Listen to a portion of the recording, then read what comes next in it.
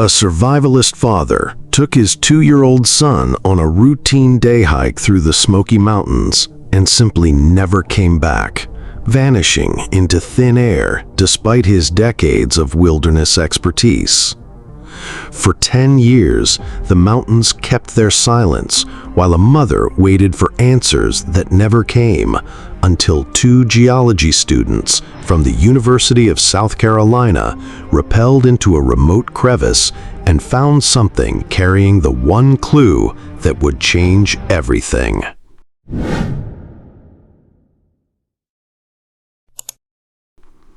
The cheap hotel art, a washed-out print of a black bear, seemed to mock Ava Lawson from the wall. Outside the window of the small room, just beyond the borders of the Great Smoky Mountains National Park, the sun had bled out of the sky, leaving the hazy purple twilight of an early October evening. It was 9:15 p.m. on August 5th, 2015, 15 minutes past the agreed-upon return time. In the world she and her husband, Brian Summer, inhabited, a world of carabiners, topographical maps, and meticulous planning, 15 minutes was an acceptable margin of error. 60 minutes was a cause for concern. 90 minutes, the point at which Brian's own practiced calm, a skill honed over years of shared adventures, began to fray like a worn climbing rope. Her husband was not just an enthusiast, he was a disciple of the wilderness. Brian Summer moved through mountains with a quiet confidence that bordered on reverence. He could read a landscape the way a librarian reads a book, understanding its language of wind patterns, animal tracks, and subtle shifts in vegetation. He was the man who packed 3 separate ways to start a fire for a simple day hike, who taught survival courses on weekends, who believed that nature didn't make mistakes, only people did. The idea of him simply getting lost was almost inconceivable, which is precisely why as the clock on the bedside table ticked past 8:30 p.m., a cold, heavy dread began to settle in Ava's stomach. This was not a miscalculation. Something was wrong. She had their 2-year-old son, Cassidy Rivers, born in the summer of 2013, 2 years prior to August. Ava's thoughts were sharp, with a painful pulse behind her eyes. Brian's expertise was a shield, but with Ava, his caution would have been amplified tenfold. He would have factored in extra time for diaper changes, for unexpected toddler fussiness, for the simple, delightful slowness of showing his son a beetle on a leaf. He would have planned their one-day hike with buffers built upon buffers. He would never, ever be caught out after dark with his child. At 9 p.m., the dread solidified into action. Her hands were steady as she dialed the number for the Great Smoky Mountains National Park dispatch. She had refused the holiday time from her own job as a landscape architect, a decision that now felt like a cruel twist of fate. This trip was supposed to be a special father-son bonding experience. Now she was alone in a sterile hotel room, explaining to a calm, disembodied voice that her husband, the expert, and her baby boy were missing. She methodically recounted the details. Brian Smith, 36. Cassidy Rivers, 24 months. Their vehicle, a gray Volkswagen, was still in the hotel parking lot. His intended route was a less trafficked but well-established trail on the North Carolina side of the park. He was supposed to be back by 7 p.m. at the latest. The most vital piece of information she had was on her phone. She forwarded the last message she'd received, sent that morning at 10:32 a.m. It was a small burst of digital life from the trail, a handful of photos and 2 short video clips. In one video, Brian's voice could be heard, soft and happy, pointing out a deer to a gurgling Cassidy. But the anchor of the message, the image that would soon become the public face of the disappearance, was a selfie. In it, Brian beamed, his face framed by a bright blue knitted beanie and a matching neck gaiter. His eyes reflected the dense canopy of trees and a sliver of brilliant blue sky. On his hands, nestled in the vibrant red cocoon of a state-of-the-art baby carrier, was Cassidy, his wide, curious eyes peering out from under the brim of a pale sun hat. They looked happy, healthy, and perfectly at ease in their element, making good time. The accompanying text read, "The mountains are showing off today. Love you." At the park's Sugarlands Ranger Station, the report landed on the desk of Ranger Preston Press Stone. A veteran with nearly 30 years of service, Stone had a face weathered like the park's own granite outcrops. He'd seen every kind of trouble the Smokies could offer, from tourists in flip-flops getting lost 100 yards from their car to seasoned hikers vanishing without a trace. He took every call seriously, but a report involving an expert and a child carried a unique weight. When an amateur gets into trouble, the cause is often predictable. When an expert like Brian Summer went silent, it suggested the intervention of something sudden, powerful, and unforgiving. As he looked at the smiling selfie on his monitor, the bright, joyful colors of the family's gear stood in stark contrast to the deepening darkness outside. The search, he knew, had to begin immediately. The clock was running, and in the vast, indifferent wilderness of the Smoky Mountains, time was the one resource they could not afford to waste. The first 72 hours of the search for Brian Summer and Cassidy Rivers were a carefully orchestrated assault against an uncooperative wilderness. The Great Smoky Mountains National Park mobilized its resources with practiced efficiency, establishing a sprawling incident command post at the trailhead where Brian was believed to have started. The air hummed with the thrum of a helicopter's rotors chopping through the cool morning air, its search pattern a futile gesture above a canopy so dense it was like a solid green roof. On the ground, teams of rangers and trained volunteers fanned out, their brightly colored jackets vanishing into the woods within seconds. They were fighting not just terrain, but the very nature of the Smokies. The mountains are a world of verticality and deception. Trails that look straightforward on a map can become treacherous scrambles over slick, moss-covered rocks. Ravines plunge hundreds of feet, hidden by thickets of rhododendron, so tangled they are known to locals as hells. Sound doesn't travel. It's swallowed by the immense green cushion of foliage, and a shout for help might not carry more than 50 feet. The search teams moved with methodical slowness, their eyes scanning every inch of the ground for a sign, a broken branch, a dropped piece of gear, a footprint in a patch of mud. They found nothing. Brian Summer, a man who lived and breathed this environment, had vanished as completely as a morning mist. By the fourth day, the search had swelled, pulling in resources from neighboring counties and volunteer search and rescue groups from across the state. They gridded off square kilometers of wilderness, pushing deeper into the backcountry. But the lack of any initial clue was deeply troubling to Ranger Preston Press Stone. It was one thing to not find a person. It was another to find no trace of their passage at all. Brian, with a toddler in tow, would have left a trail. Diapers, food wrappers, the simple disturbances of moving through the woods. The absence of this evidence was a mystery in itself, a silent, nagging question at the heart of the search. Then, on the afternoon of the 6th day, came a crack of hope.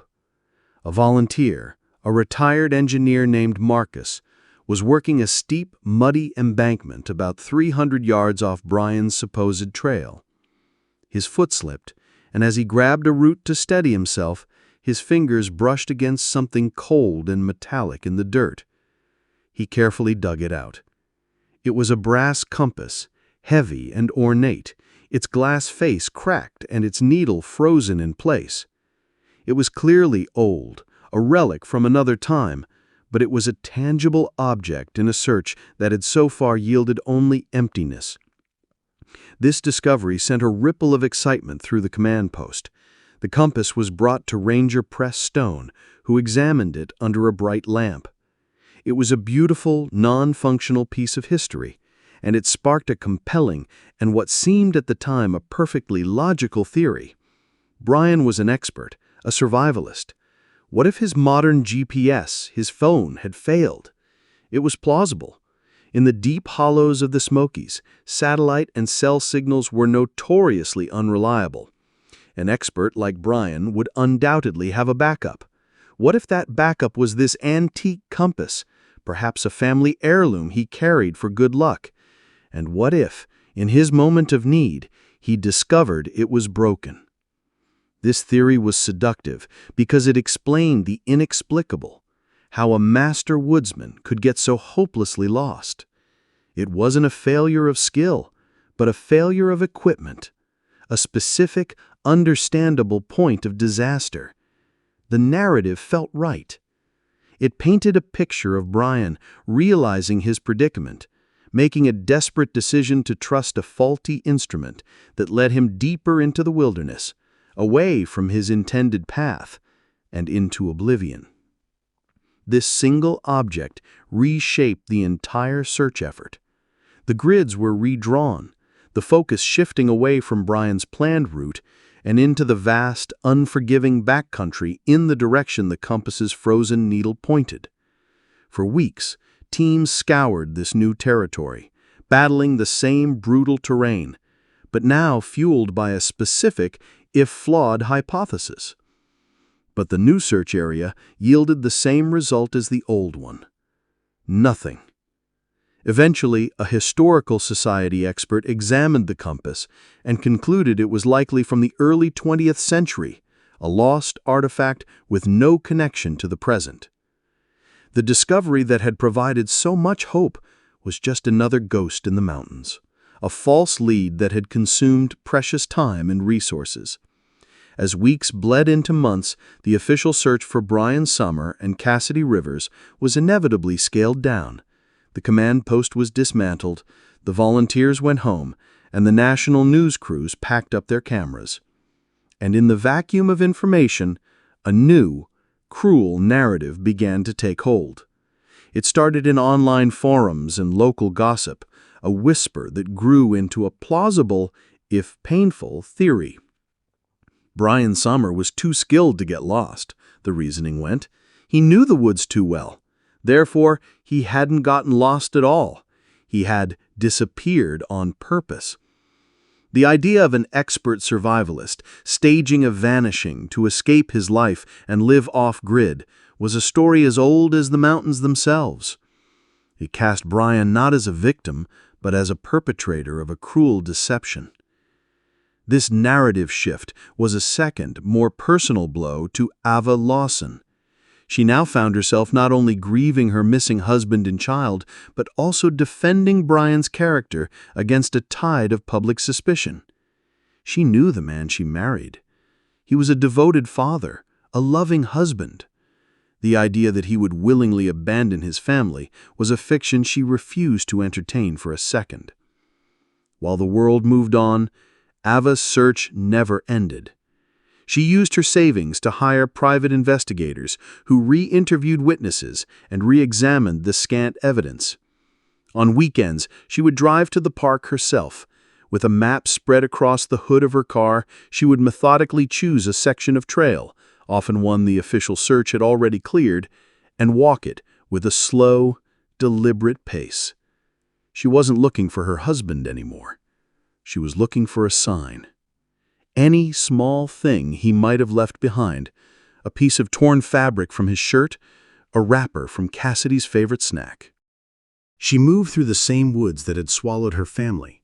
Her quiet, lonely vigil, a stark contrast to the massive failed operation that had preceded it. The case grew cold, filed away under the weight of 1,000 other park incidents, leaving only the silence of the mountains and the unwavering, heartbreaking hope of a wife who refused to let it be the final word. 5 years is a long time. It's long enough for grief to settle from a sharp, screaming wound into a dull, permanent ache. For Avery Lawson, it was a period marked by quiet anniversaries and the fading hope that had once been a consuming fire. The national park had moved on, the case file on Brian and Cassidy gathering a thin layer of dust in a records office. In the public consciousness, they had become a piece of Appalachian folklore, another ghost story whispered around campfires. The prevailing theory remained that of a deliberate disappearance, a narrative that over time calcified into accepted fact for most. The mountains had reclaimed their own, as they always did. Then came August 1st, 2023. Far from any designated trail, in a remote, high-altitude section of the park known for its monolithic granite domes and treacherous footing, two figures were meticulously working their way across a vast boulder field. They were not hikers in the traditional sense. Jackson, Jack Rivers, and Avery, Ava Lawson, were geology students from the University of South Carolina, spending their summer on a research grant to map granite erosion patterns. Their work required them to go where others didn't, to scramble into fissures and rappel down sheer rock faces. Their world one of calipers, sample bags, and geological hammers. It was Ava who saw it first. Perched on a high ledge to get a better vantage point for a photograph, she was scanning the complex jumble of rocks below. Her eyes, trained to notice subtle variations in color and texture, were drawn to a flash of something unnatural. Deep within a narrow, shadowed fissure between two colossal boulders, there was a patch of brilliant, insistent red. It was a color that simply did not belong in this palette of gray stone, green lichen, and brown earth. "Jack, you see that?" she called out, pointing down in that crevice. "Looks like a piece of trash." Jack shielded his eyes and followed her finger. From their angle, it was just a sliver of color. "Probably a torn rain jacket or something," he replied, his focus on logging a GPS coordinate. "Leave it, we're losing light." But Ava couldn't shake it. There was something about the object's position that felt deliberate, intentional. It wasn't snagged on a branch or lying loosely on the surface. It was wedged, as if it had been forced deep into the rock. Beyond the simple principle of leave no trace, a powerful curiosity took hold. They were geologists. Their profession was to uncover what was hidden. They decided to investigate. Getting to the crevice was a challenge. They had to set up a temporary anchor and rappel about 30 feet down the rock face to a narrow, precarious ledge. The crevice was dark and cool, the air still and smelling of damped stone. It was about 3 feet wide at the top, tapering as it went down. And there, about 5 feet below the ledge they were standing on, was the source of the red color. It wasn't a jacket. It was a backpack. More specifically, it was a high-end, structured child carrier backpack, the kind serious hiking parents use. Its bright red fabric was compressed, squeezed tightly by the unyielding granite walls. Black straps and buckles were visible, along with the padded frame designed to keep a child comfortable. The sight was immediately jarring. A piece of gear this expensive wasn't something a person would casually discard, and its location was baffling. This wasn't a place you could simply stumble upon. To get here required ropes, gear, and a specific reason to be in one of the park's most inaccessible areas. Who would dump this here? Jack wondered aloud, his voice echoing slightly in the enclosed space. Maybe it fell, Ava suggested, but even as she said it, it didn't feel right. The crevice was too narrow, too protected. They spent the next hour engaged in a frustrating and delicate extraction. Jack had to lower himself further into the fissure, his body braced against the cold rock while Ava guided him from above. The backpack was wedged with incredible force. They had to carefully rock it back and forth, slowly working it free from the granite's grip. Finally, with a great heave, Jack pulled it loose. It was surprisingly heavy, not just from being damp, but as if it held more than just its own weight. They hauled it up onto the ledge, their hands dirty and their arms aching. The next morning, they drove to the Sugarlands Ranger Station. They carried the red backpack in and set it on the front counter, explaining where they had found it. The ranger on duty was an older man with tired eyes and a name tag that read, Ash. He listened patiently to their story, nodding as they described the remote location and the difficulty of the extraction. But as he looked at the backpack, a flicker of something changed in his expression. A deep, dormant memory was stirring. The specific shade of red, the brand. He had seen this backpack before, not in person, but in a photograph. A photograph that had been taped above his desk for the better part of a year, 5 years ago. A photo of a smiling man with a green hat and a baby with wide, curious eyes. Ranger Preston Stone felt a cold chill that had nothing to do with the station's air conditioning. He turned to his computer, his fingers moving with sudden, urgent purpose. He navigated to the digital archives to the cold case files. He typed in the name Sommer. The file opened, and the first thing that appeared on the screen was the selfie. Brian and Cassidy. And on Brian's back, the vibrant red carrier. It was an exact match. He looked from the screen to the mud-stained, weathered object on his counter and back again. "Where did you say you found this?" he asked, his voice low and serious. The cold case wasn't cold anymore. It had just been blown wide open by 2 geology students who had simply decided not to leave a piece of trash behind in the wilderness. The rediscovery of the red baby carrier sent an electrical charge through the quiet corridors of the National Park Service and the local law enforcement agencies that had assisted in the original case. An object missing for 5 years had materialized from one of the most remote corners of the park. It was the first tangible link to Brian and Cassidy since the day they disappeared. The backpack was carefully bagged, tagged, and transported to the South Carolina Forensic Laboratory in Columbia, South Carolina. The case was assigned to Dr. Elizabeth Liz Calloway. She was not a typical forensic scientist. Her specialty was a unique intersection of forensic anthropology and material science. She was the person they called when the how and when were just as important as the what. Her lab looked less like a crime scene unit and more like a university research facility, filled with microscopes, mass spectrometers, and climate-controlled chambers. She was tasked with making the backpack tell its story. What had it been through? Where had it been? And for how long? Dr. Calloway and her team began a methodical, painstaking examination. They photographed every angle, every stain, every tear. They took microscopic samples of the nylon fabric, the polyester stitching, the closed-cell foam padding, and the plastic buckles. They analyzed the dirt and organic matter found trapped in its seams. This was not a quick process. It was a slow, scientific deconstruction. As the results of the various tests started coming in, a puzzling and deeply counterintuitive picture began to emerge. The initial assumption, held by everyone, including Ranger Preston Stone, was that the backpack had been wedged in that rock crevice for the entire 5-year period. It seemed the only logical explanation, but the science was telling a different story. The first anomaly was the UV degradation analysis. The backpack's vibrant red color, while faded, was far too bright. Dr. Calloway's team used a spectrometer to measure the chemical breakdown of the dyes in the nylon fibers. They compared the results to exemplar models of the same material that had been subjected to controlled long-term exposure to sunlight. The conclusion was inescapable. The backpack had seen at most several months of direct sunlight, not 5 years.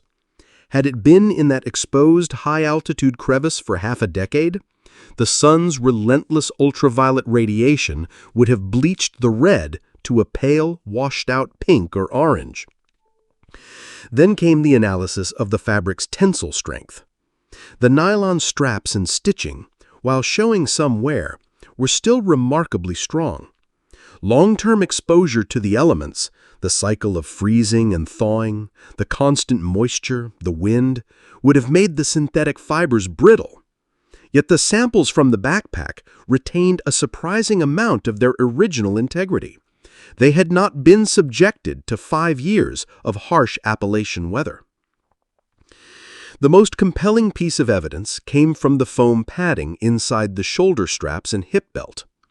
Dr. Calloway cut a small, discrete section from the interior of the padding.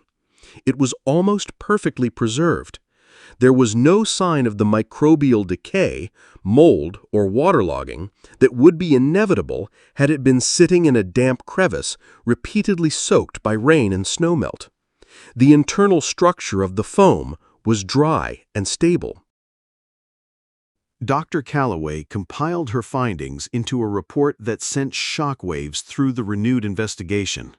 She stated with a high degree of scientific certainty that the backpack could not have been in that rock crevice for 5 years, not to talk of 10 years. It simply wasn't possible. The physical evidence was clear and unambiguous. For the vast majority of the time Brian and Cassidy were missing, the backpack had been kept in a protected environment, a place that was dark, dry, and had a relatively stable temperature.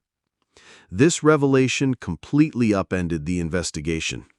The crevice wasn't the final resting place. It was a delivery point. The backpack hadn't been at the site of discovery, it had been transported there. But how? The location was remote, inaccessible. No person would have carried it there only to wedge it between 2 rocks. The answer had to lie with a force of nature. Investigators, led by a perplexed Ranger Preston, Press Stone, turned to another group of scientists, the park's own meteorologists and hydrologists. They posed a new question. Was there any natural event that could have moved an object of that size and weight and deposited it in that specific crevice? The team began an exhaustive search of meteorological records for the past year, looking for any extreme weather events localized to that sector of the park.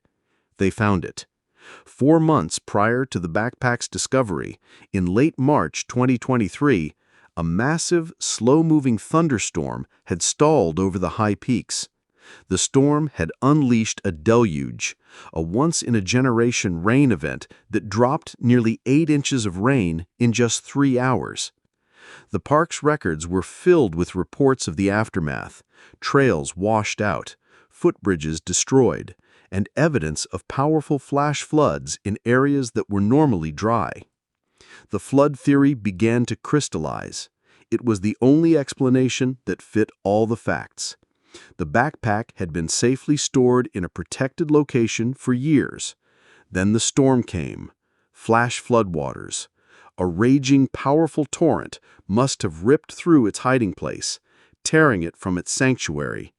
The flood would have carried it downstream, tumbling it through the wilderness along with rocks, logs, and other debris until, as the waters receded, it was violently wedged into the narrow crevice where the geology students had found it. This new understanding changed everything. The location of the crevice was no longer the end of the trail. It was the beginning of a new one. The mystery was no longer what happened to Brian and Cassidy, but where was this backpack hidden for 5 years? The search had a new direction. They had to stop looking at the ground and start looking at the water. They had to think like a flood, tracing the path of the water backward upstream from the point of discovery into the wild, unknown heart of the mountains. It was heavy and crudely made, clearly not a piece of modern lightweight hiking equipment. It was a tool designed for digging, for prying. Ranger Preston Press Stone came over to look. He knelt, his old knees protesting, and examined the object. The most peculiar feature was the handle. It was wrapped in a complex, almost decorative pattern with faded green electrical tape. The wrapping was precise and unique. Press had seen thousands of pieces of gear in his career, both legal and illegal.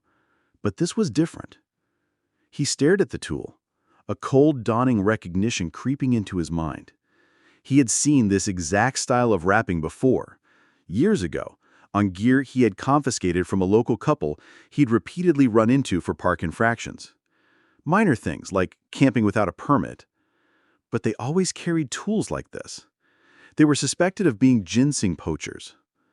The tool was a sangho, an instrument used exclusively for the illegal harvest of wild American ginseng, a root more valuable by weight than gold in some markets. And it absolutely did not belong to Brian Sommer.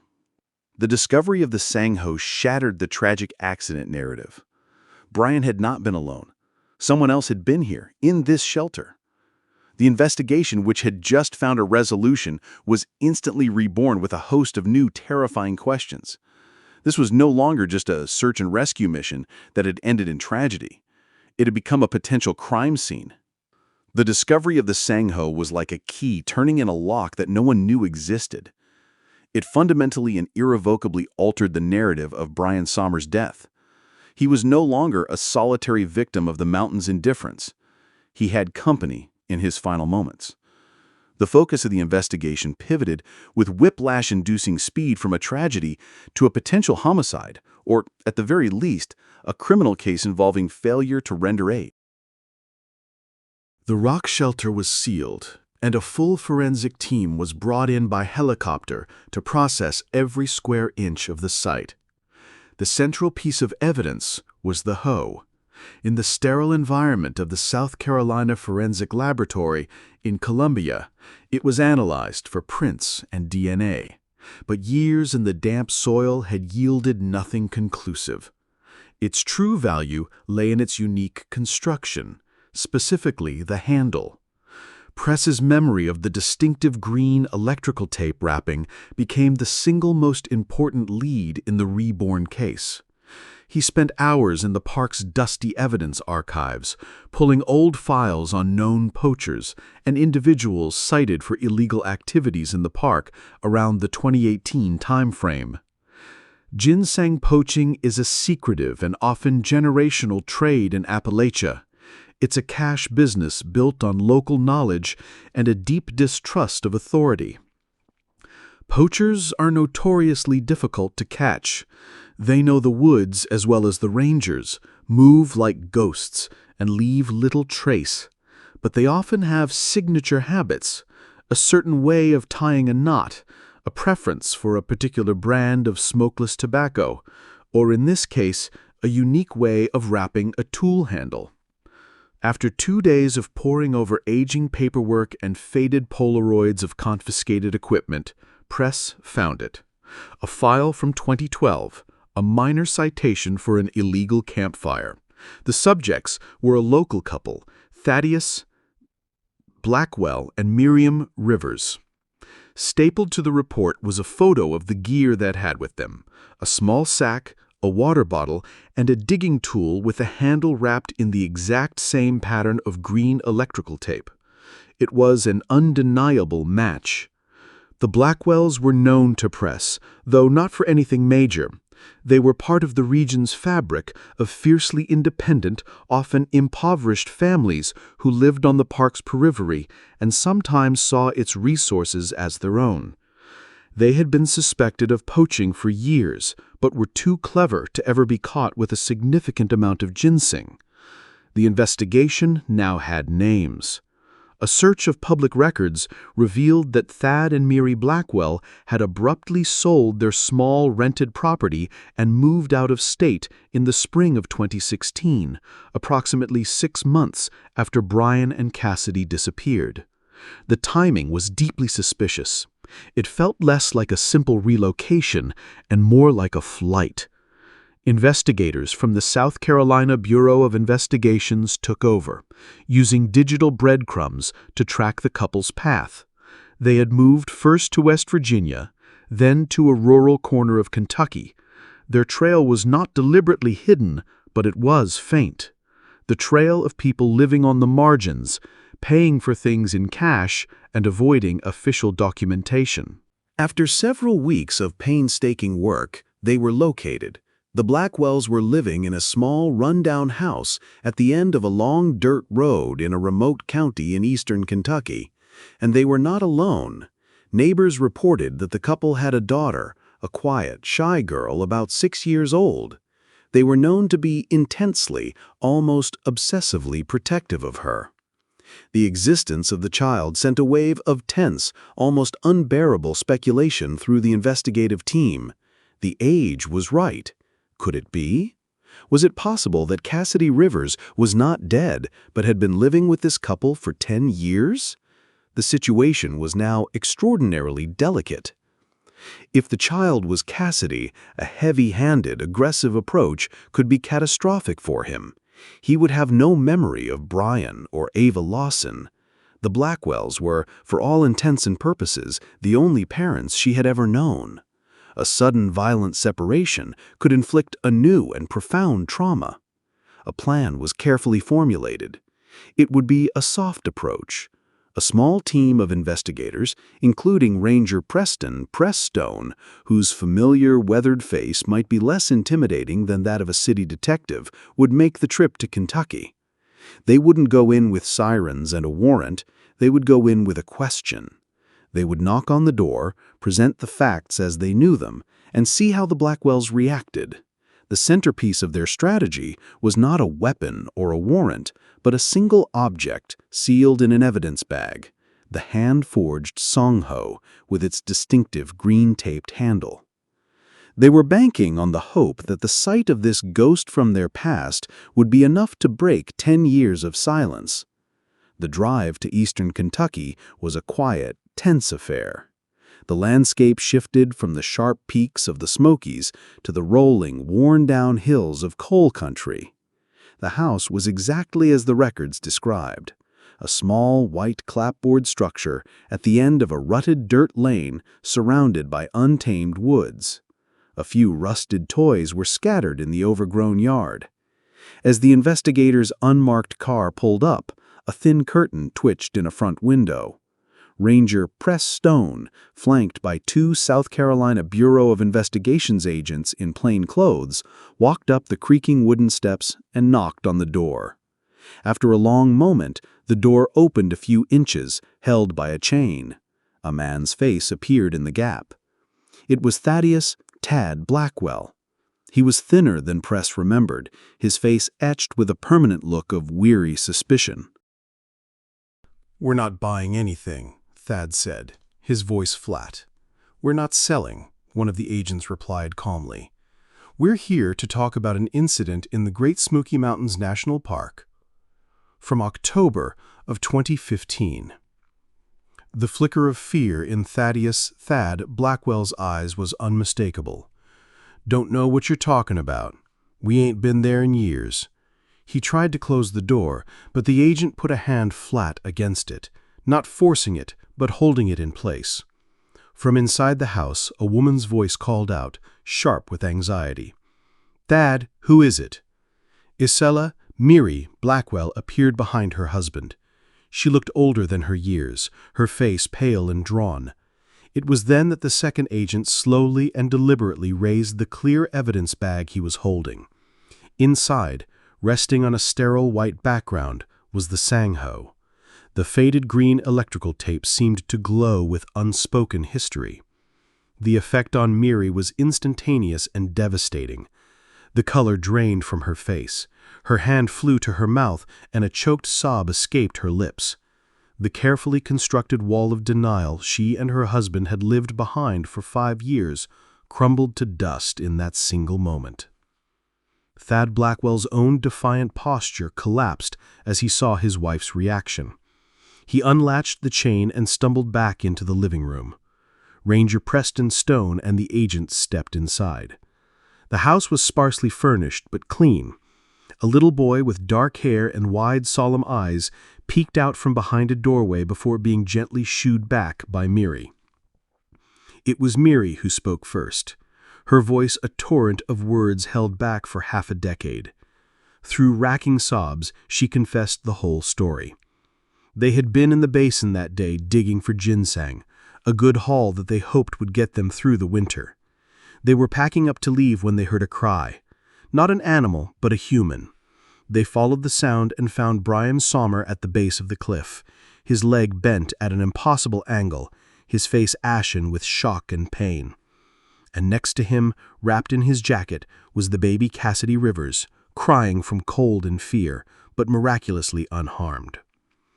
Brian, delirious and knowing he was dying, had begged them, not for himself but for his son. "Save him," he had pleaded, pushing the baby towards them. "Please take him. Save my baby." They had panicked. They were there illegally.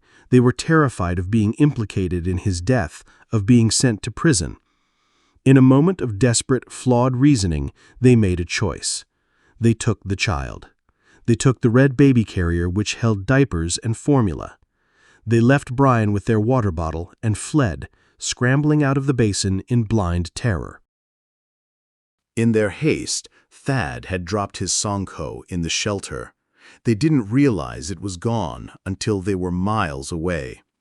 They drove all night, the silent, wide-eyed baby in the back seat. They told themselves they would drop him at a hospital or a church, but they never did. Days turned into weeks. They were poor, childless, and had fallen into a strange, desperate love with the little boy who had fallen into their lives. They gave him a new name, raised him as their own, and lived every single day under the shadow of what they had done. Thaddeus and Isella Miri Blackwell were taken into custody without resistance. Their son, Cassidy Rivers, was gently taken into the care of Child Protective Services, a specialist explaining that his parents had to go away for a while. A DNA sample was taken from the child and rushed for testing. The call came to Avery Ava Lawson 2 days later. The voice on the other end of the line told her that her husband's remains had been found. But before she could fully process that wave of old, familiar grief, the voice delivered a second, impossible piece of news. They had found her son. Cassidy Rivers was alive. The case was officially solved, but for Avery, a new and profoundly complex journey was just beginning. The reunion she had dreamed of for years would be with a 6-year-old boy who did not know her, a child whose entire world was about to be turned upside down. Justice had been served, but the resolution was a mosaic of sorrow and hope, a testament to the enduring, complicated consequences of a single panicked decision made high in the lonely heart of the Smoky Mountains. With Thaddeus Thad Blackwell and Isella Miri Blackwell now in custody, the investigation entered a new phase. Ava Lawson had already heard the confessions from the Blackwells, but the questions remained. What had driven them to make such a drastic choice to take Cassidy Rivers? What had they been feeding him, and how had they raised him without drawing suspicion? Ranger Preston Press Stone, along with a team of investigators from the South Carolina Bureau of Investigation, SCBI, began their meticulous inquiry into the Blackwells' actions. The main objective was to understand why they had made the decision to take Cassidy, and to what extent they had provided for him as a child. Had they raised him properly? Had they treated him as their own child? Or was he simply a reminder of a crime that they needed to hide? While the Blackwells' actions were criminal, the investigation slowly began to reveal a deeper, more complex picture of their motives. Despite the way they had taken Cassidy out of fear, they had done their best to raise him as their own. The investigators dug into the Blackwells' home, school records, medical files, and every scrap of information that could shed light on how they had been treating Cassidy over the years. As the investigation unfolded, it became clear that the Blackwells had not simply stolen a child for their own purposes. Instead, they had taken on the role of parents, doing their best to protect him and care for him despite the guilt they carried. Their home was sparse, but they had created a space for Cassidy that was filled with care and attention. Cassidy had been enrolled in a small local school in Kentucky. The Blackwells had gone to great lengths to ensure that he was kept up to date with the lessons and education he would have received if he had grown up with his biological mother. In the school records, there were traces of the Blackwells' involvement in school meetings and their efforts to ensure Cassidy stayed healthy. He had no knowledge of his true identity, but it was clear from his academic achievements that he had been nurtured and trained well. They had done their best to ensure he had a normal life despite the circumstances. The health records also painted an interesting picture. According to the medical records provided by the Blackwells, Cassidy had been under regular medical care. In fact, his health records were impeccably maintained. Mary Blackwell, despite her criminal past, had ensured Cassidy saw a doctor regularly for checkups, vaccinations, and general health concerns. The hospital records showed that he was treated for a few minor injuries, typical of a growing boy. But there was no evidence of neglect or abuse. In fact, Cassidy had been raised in a way that mirrored the Blackwells' own upbringing, tough, resourceful, and self-sufficient. They had ensured that he learned basic survival skills, something that mirrored the rugged lifestyle they had led. The Blackwells taught him the art of farming, foraging, and living off the land, all of which had likely come from their past experience as suspected poachers. Although their decision to raise Cassidy had been born from desperation, they had strived to instill valuable life skills in him. The more the investigators delved into the Blackwells' life with Cassidy, the more moments of innocence and joy began to emerge. Cassidy, though never fully aware of the gravity of his situation, had some truly happy memories with the Blackwells. One such memory was a trip they took to a nearby lake one summer. Cassidy, no older than 4 at the time, had been fascinated by the water and the small fish swimming near the surface. Thad Blackwell, who had worked as a handyman and lived a hard life, had made a small wooden fishing rod for him. That moment of bonding, the way Cassidy's eyes lit up when he caught his first fish, was a cherished memory for Thad and Miri. They had never truly seen themselves as kidnappers, but as parents who had been handed a child in need. Cassidy was also deeply interested in the wildlife around them. He loved to observe the deer, birds, and insects that wandered through the small wooded area behind their house. The Blackwells had taught him how to observe and respect nature, imparting valuable lessons about self-reliance and resourcefulness. These were the kinds of things they had tried to give him. Tools for surviving, yes, but also a semblance of normalcy amidst the turmoil. As Ava came to terms with the investigation, she struggled with a mixture of anger and understanding. There was no denying that the Blackwells had made a terrible choice, but as the investigation painted a clearer picture, she began to understand the human aspect behind their actions. The Blackwells' desperation had led them to make a decision they thought would protect Cassidy, even if it meant hiding him from the world. Ava spent sleepless nights contemplating everything. While she couldn't forgive them for the way they had stolen her son, she began to understand that they had done so out of fear of being caught, fear of losing the only family they had built. Eventually, Cassidy himself was brought into the conversation. Now 6 years old, he had been slowly acclimated to the truth of his situation, though his memories were still fragmented. The Blackwells had told him stories about his real parents, but he had always believed them to be the ones who loved him most. He had always known them as his mom and dad. But the moment came when Cassidy, perhaps sensing the weight of what was happening, quietly turned to Ava during one of their private moments. His words were simple but profound. "Mom, I think they did their best for me. They loved me."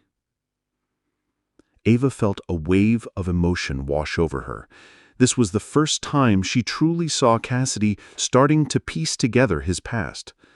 Ava's tears were bittersweet because while she knew Cassidy's survival had come at a cost, she also knew that the Blackwells had provided him a life. It wasn't the life she had wanted for him, but it had been a life filled with care. In the aftermath of the revelation about Cassidy's survival, Ava Lawson was forced to confront an incredibly painful truth. Her husband, Brian, was gone, and Cassidy had lived without her for years. The grief that had been locked away, buried under years of longing and unanswered questions, now erupted in full force. But more than the loss of Brian, it was the realization that Cassidy had lived without a mother and was now being introduced to a new life that brought Ava's emotional struggle to a peak. Ava, overwhelmed with feelings of loss, anger, and guilt, initially found herself distant from Cassidy. The boy had already built a life with the Blackwells, and despite their criminal actions, they had shown him care and affection. For Ava, it was difficult to reconcile the love she felt for Cassidy with the overwhelming pain of losing Brian and then learning that Cassidy had been raised by strangers. As Ava began to reconnect with Cassidy, she knew it was time to start telling him about his father, the real man who had tried to protect him with every ounce of his strength. It took time, but Ava began to teach Cassidy the stories of his father. Stories of how Brian had loved him from the moment he was born. Cassidy, at first, had only a vague understanding of the father he'd never known, but Ava wanted to make sure that he grew up knowing Brian's true legacy. She started with the story of Brian's final moments in the Smoky Mountains. Ava told Cassidy about the bravery his father had shown, how Brian had protected him to the end. Brian had sacrificed his own life to make sure Cassidy had a chance at survival. It wasn't just about the survival skills Brian had passed down. It was the love and determination that had fueled his fight to keep Cassidy safe. Ava would often find herself sitting with Cassidy on the front porch of their house, their conversations sometimes brief, but always filled with honesty. She would tell him about the trips they had taken together, the small moments of joy and laughter they had shared as a family before the tragedy. Cassidy listened intently, his eyes wide with curiosity and a newfound understanding of his father's heroism. Each story Ava shared painted Brian as more than just the man who had disappeared in the mountains. He was a man who protected Cassidy, even from the very moment he was born. While Ava was able to teach Cassidy about Brian's heroism, it wasn't without its difficulties. Every time Ava spoke about Brian's death, she was reminded of the hollow void left in her heart. Cassidy was old enough now to understand, but young enough to not grasp the true depth of what Brian's death meant. For Ava, this was bittersweet. She had to find a way to not only explain to Cassidy who his father was, but also help him understand why his father had to leave and the pain of living without him. One evening, after another day of hearing stories about his father, Cassidy turned to Ava and asked, "Was Dad sad when he left?" Ava paused, her heart aching, but she knew this was the moment to let Cassidy understand the truth. "No, Cassidy," Ava said softly. "Your dad wasn't sad. He was brave. He loved you too much to let anything happen to you. He kept you safe, no matter what." Cassidy nodded slowly, as though trying to grasp the concept of sacrifice for the first time in his young life. For a moment, Ava could see her husband in Cassidy's eyes, the same determination, the same strong will, but the emptiness of not having Brian there to witness it weighed on her heavily. Though Cassidy was only 6 years old, his understanding of the love between him and his father began to take root. Slowly, he started to see the world through his father's eyes. The stories of Brian's bravery, selflessness, and adventure filled Cassidy with a sense of pride, but also a growing sorrow. The more he learned about his father, the more he realized that he would never get to share the same moments with him. but there were glimmers of joy in Cassidy's face when he imagined his father's love. Brian's heroism had taught Cassidy to be brave in his own right. As he started playing outside again, he would often talk to Ava about the lessons he thought Brian would have wanted him to learn: survival in nature, respect for animals, and bravery in the face of fear.